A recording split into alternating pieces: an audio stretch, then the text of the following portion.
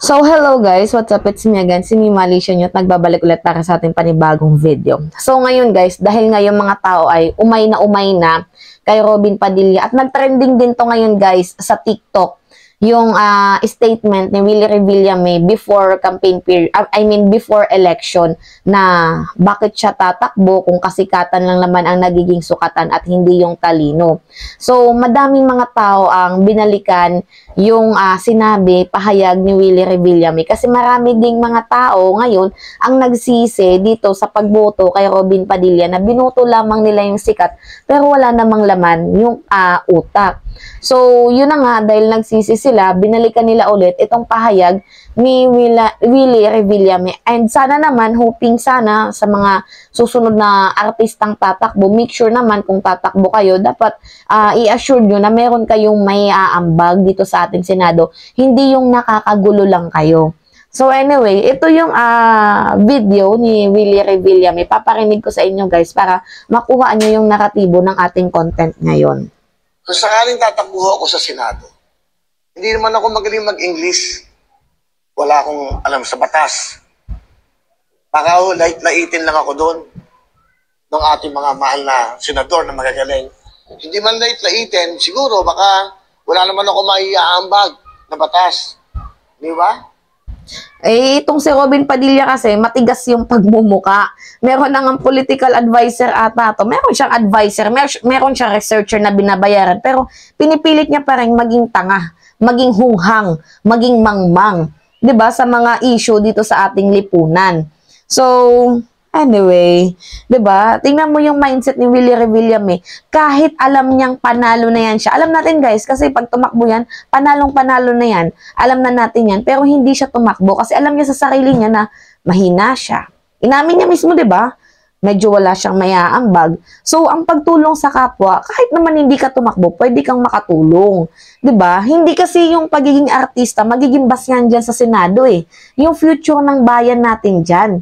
Hindi di porket sikat ka, akala mo angat ka sa Senado. Kasi pinag-uusapan dyan yung future ng ating bayan eh. 'Di ba? Anyway, ito pa. Baka dumating yung time na sayang din yung boto nyo sa akin. Na wala akong nagagawa. Wala rin akong maiaambag na knowledge about the law dahil hindi ho ako abogado. Sa napapanood ko ngayon, parang nalulungkot ako. Dahil awayan ng awayan, binoto kayo ng sambayanan, pero yun ang napapanood. Yan ang napapanood ng lahat ng Pilipino. Hindi ko ba nakakalungkot na isa kang senador, nakikipag-away ka, isa kang presidente, may kaaway ka. Hindi ba? Pero bago kayo manumpa, maglilingkod kami sa bayan. Maglilingkod kami sa bawat Pilipino. Ako, isa sa mga taxpayer na mataas ang binabayad kong tax sa ngayon. Kung malalaman nyo lang, nasasaktan ako eh. Dahil bumoto ako sa mga taong ito, tapos siya na nakikita ko. Paano na yung mga bata? Paano na ang kinabukasan natin? Kung yan ang nakikita natin lagi. Pagalingan, pataasan ng ere, samantalang Yung nakikita natin ngayon, bulok na politika. Paano kasi guys, binoto ng mga tao, yung mga walang silbi. 'Di ba? Ng mga senador na dapat sana tumutulong sa ating presidente. Wala, bulok. Sinamantala ni Robin Padilla yung kanyang kasikatan. Kaya ito yung nangyayari sa atin ngayon. So, magtitiis tayo for 6 years. 6 or 8 years. I don't know na ganito yung sistema. Kasi guys, wala tayong magagawa dyan eh. Binoto na yan. Tsaka, wala din namang isang salita si Robin Padilla. Diba po, ulit-ulit niyang sinasabi na magre-resign siya. Pero until now, nanggugulo lang sa Senado, hindi naman nag-resign. Diba, makapal lang yung pagmumuka. Hindi nakakaramdam. So imagine, magtitiis talaga tayo ng ganyang senaryo. Wala eh. Binoto siya eh. Ako hindi ko to binoto guys. Inidulo ko lang. Pero hindi ko binoto. ang daming hirap na hirap natin mga kababayan. Tama. Ang daming kawawa, ang daming walang makain, Tama.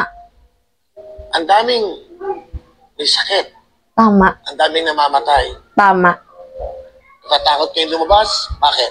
Dahil ayaw nyo magkasakit?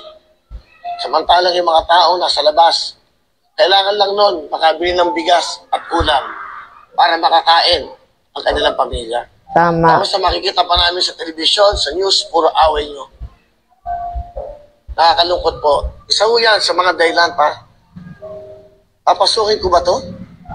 Pupunta ba ako sa ganitong klaseng? O, diba? Si Willie Revilla na mismo nagsabi na, papasukin ko ba to? Pupunta ba ako sa magulong sitwasyon? Kung kaya ko namang tumulong ng gamit yung bulsa ko, nang hindi ako tumatakbo, bakit ko to papasukin magulo to? 'Di ba? Ang pumapasok lang diyan sa Senado na yan ay yung may mga tapat na hangarin. 'Di ba? Laging sinasabi ni Senator Robin Padilla, dapat ma-push natin ang parliamentary system para makatakbo ulit si Duterte. 'Di ba? Tama ba 'yun? Na yung goal mo, 'di ba? Guys, maganda yung parliamentary system. Maganda siya sa ibang meaning. Kaso dito kay Robin Padilla, ang parliamentary system niya, I mean yung chacha, 'di ba? Gusto niyang magkaroon ng chacha para maibalik si Duterte. Which is very wrong. 'Di ba?